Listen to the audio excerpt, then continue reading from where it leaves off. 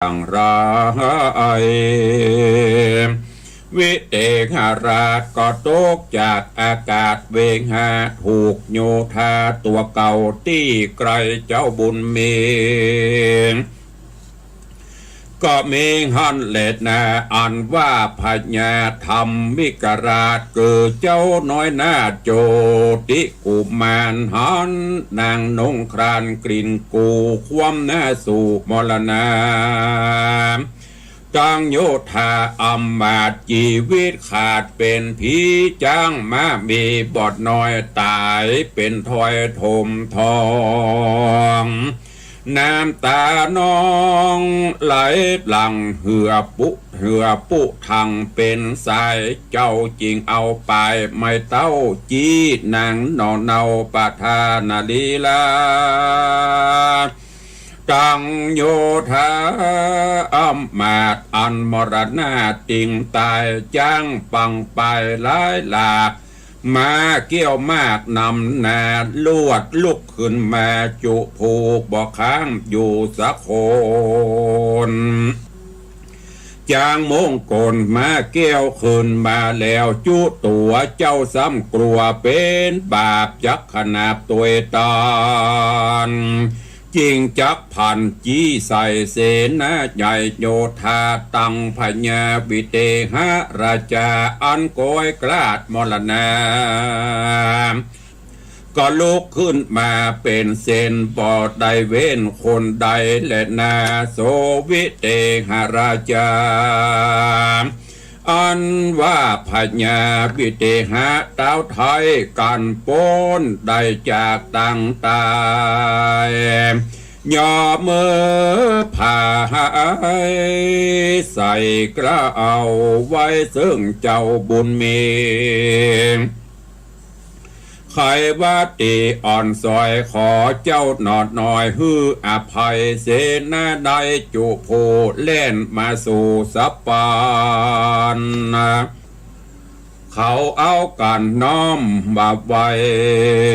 ซึ่งเจ้าหนอดไทยบุญนาขอขมาลาโตษเมตตาโพดตามธรรมอย่าเป็นกรรมตัวจ้องเหือเข้าห้องอบายย้อนมารบมาย้อนมันไพรเข้าไกลจริงบอดใบตันตาหบเจ้าฟ้าองค์คำใจมัวดำมืดเศร้าบ่หูเจ้ามีบุญขอเป็นคุณไปนาเดเตนาเมื่อนานเจ้าเจียงจันนอพุทธาจริงใครจะกล่าวถอยด้วยกรรมจื่นจ้อยปิญาบดูราดันต่างลายเฮ้ยมวนมากเฮานี้หากวังเวนบ่ฮือเป็นกรรมเวนจ้องติดข้างของจันดานจุงสำรันจุผู้ปอกคืนสู่เกหา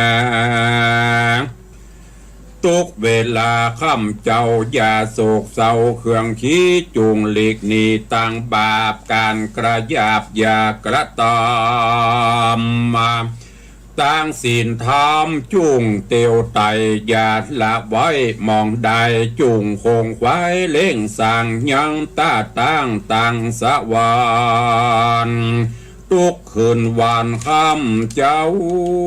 ตั้งหนุ่มเท่าเรียวรำแต่เตออันว่าพญาวิเตหราชกับอำมาตย์โยธาก็มายอมือสาใส่กล่าวไว้ซึ่งเจ้าหน่อเจียงขานใจเจยบานจืนจ้อยไข่กล่าวถ้อยหน่อนาโหสามรามีกองสะนันห้องดงรีแล้วลาดนีเมื่อสู่ยังตีอยู่เวียงใจก็มีหันและนา ตามาถังปะกาเซนโตสัทธาอาหะสัทธาสัพปัญโยตนเป็นครูแก่โลกจักไข่อาโภคบาลีบทหลังมีไปแก่งพระจิงแสงเตสนาว่าภิกขเวดุราภิกขุตังหลายอันเป็นสายอริยจาตอันวัตาวิเตงหาราชปาลาฟังกำจะจื่นจอยแห่งเจ้านอนน้อยโปธิญาณมีใจบานจื่นสู่กับตังหมู่โยธายอมือสาอภิวาทนพพระบาททุนสารปฏิญาณกล่าวถอยขอเป็นข้าคอยเต้าบุญจูแม้นมีศัตรูมาไกลที่เมืองใหญ่ปาราข้ามอาสารบภาพไล่ขนาบนีไกลเจ้าจอมไตวิเตหราชตั้งอำมาตย์และโยโอทาก็ทูลลาเมื่อสู่ยังที่อยู่เมืองตนฝูงรีปนเป็นเซนมาดีเต้นเป็นสายจ้างปังปายห้องแสนโยธาเล่นเป็นแปรก็มีหันและนาการปัญญาวิเตหราชป่าอำมาตย์เศษนานในห่างนี้ไกลไปแล้วเจ้าตนแก้วบุญนา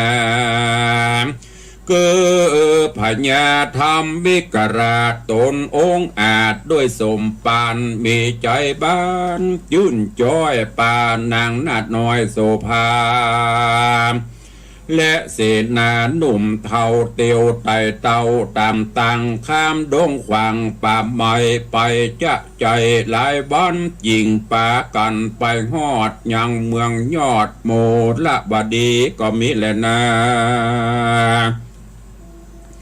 ส่วนสองเศรษฐีพ่อแม่ฟังข่าวแต่ต่างไกลว่าใส่ใจลูกลาได้เป็นเจ้าฟ้าปาลานำเศษนาม้วนหมู่ปอกมาสู่ปุรีปีติมีจื่นยาวห้องเอิ้นเป่าคนน้อยตั้งวงใหญ่แก่เท่าออกไปฮับเจ้านอกปาลาฟ้อนดังพญาโมระวติราชก็ฮืออำมาตังตาและเสนาหนุ่มเท่าออกไปฮับเจ้านอกเบียงใจคนลำไหลมวลมากออกไปจากเมืองควางเป็นมหาปังอันใหญ่จูผู้ใดจมบุญไหลมาหนุนจะจืดบ่อบดมืดตันตานอพุทธาตนองค์อาจก็ปาอำมาตย์เสนาตั้งประชาจุภูไหลเข้าสู่เวียงใจเสียงดังไปอดเอาตั้งแต่เจ้าถึงแรงเจ้าจอมแปลงยศใหญ่ก็มือเอาไว้ทูลสายังพญาตนองค์อาจสะบวยราชโมระวตีโมระวตีตำจองเศรษฐีพ่อแม่อันตังหน้าแผ่กองหาตั้งไข่จากล่าวถอยโดยกำจื่นจอยหลายประการนอโปธิญาณแก่นไทยอยู่เมืองใหญ่โมระวดีกับสองเศรษฐีพ่อแม่เมินนานเกตหลายวันกวนดีพันกระพรากยิงออกปากจะไขขอปิตามันดาสองท่าเอาไปอยู่เฝ้าตัวตำตีหอคำภาษาอันกว้างอาจงามตาในเมืองปาลาเตตองโค้งเขตห้องมะยุระวดีก็มีวันนั้นและนามูลาสัทธาเจ้าขาตั้งลาหายจุงฟังนิยายนี้เล่าจับต้องถึงสองเท่าเสียที อันฟังกรรมดีทวนถูกแห่งเต้าลูกใส่ใจจริงจะใครตอบถอยโดยกรรมชื่นจ้อยปิญาว่าโดราโบตาเหยลูกลาโบราณว่าจะสอนว่าแม่นอาพรอาวรลำบากโอดกลั้นอยากอาหารเป็นตุกผ่านเหลือแหล่โจรร้ายแผ่ราวีบ้านเมืองมีอุบาทบ่ได้ขาดเดือนปียิ่งกว่านี้ลาพรากย้ายออกจากเมืองตนไปอยู่หนแห่งห้องประเทศต้องแดนไกลอันหาภัยบ่ใดบ่ฮ้อนไม่เครื่องเครื่องขี่เข้าน้ำมีหลายหลากฟ้าฝนหากอุดมจริงจับสมไฟอังบ่ห่างบ้างเสียสูมเป็นดังจุ่มพ่อแม่อันอยู่แก่เฮือนลาบ่โศกะโศกไม่บ่ทุกข์หะไล่การได้เงินคำใสลายหลากจ้างมาหากหลวงลายตังหัวควายข้าคอยมีบ่อน้อยเหลือตาตังวงสาปีดน้องมีจุห้องปุรีเป็นสุขีแต่เล่าบ่โศกเศร้ากันได้กันนี่ไปห่างข้างไปอยู่สั่งแดนไกลฝูงคนใดขาคอยตั้งใหญ่น้อยยิงใจญาติลายเหลือแหล่เข้าเตี้ยงนาแห่ตัวจอมเข้าของร้อมกองก่อจ้างมาพอเหลือลายตั้งหัวควายบ่อน้อยจักเป็นถอยตัวไปกรรมยากใจเดือดไม่เตี้ยงเกิดใดมีมาเมืองปาลาดนี่เล่าเตี้ยงดังเปล่าขี่มองเหตุนั้นส่องปอแม่จักอยู่แต่เมืองตนบอกกลางบนไฟอ่างไปอยู่สั่งแดนใดขอใส่ใจลูกเต้าอย่าโศกเศร้าโศกา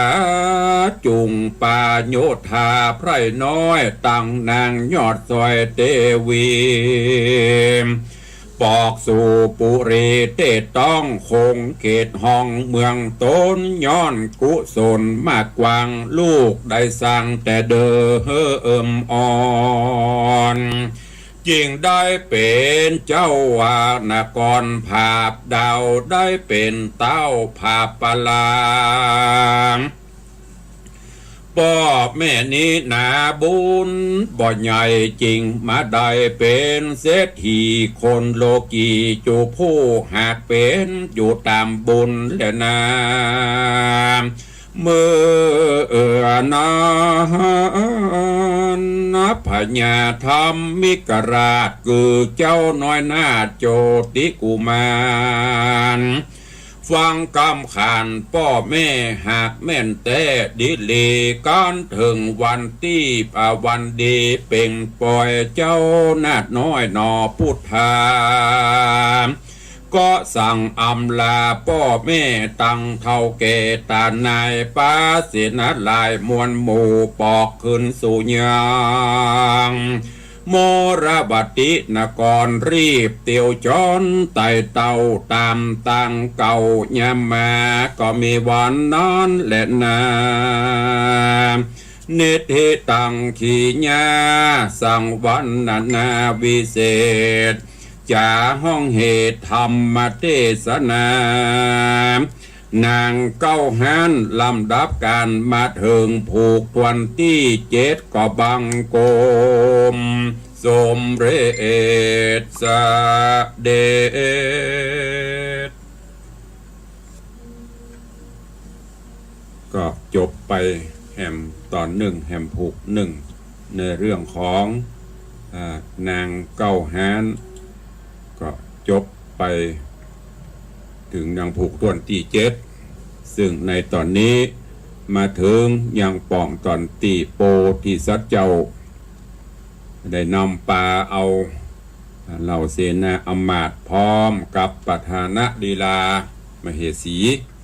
เพื่อที่จะปิกไปเยี่ยมบ้านเยี่ยมจองป่อเศรษฐีแม่เศรษฐี